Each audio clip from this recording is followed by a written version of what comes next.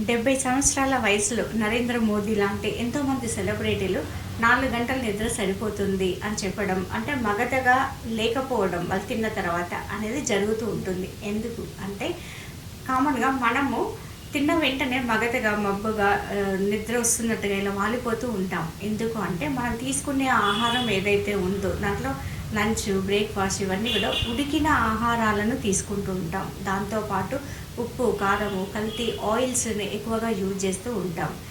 ఇది యూజ్ చేయడం వల్ల మన పొట్టలో డైజెషన్ అవ్వడానికి, మన శరీరంలోని ఆక్సిజన్ లెవెల్స్ 48% దాన్ని జీర్ణక్రియకే వెళ్ళిపోతుందనమాట. దానివల్ల మనకు నిద్ర మగతగా రావడం అనేది జరుగుతూ ఉంటుంది.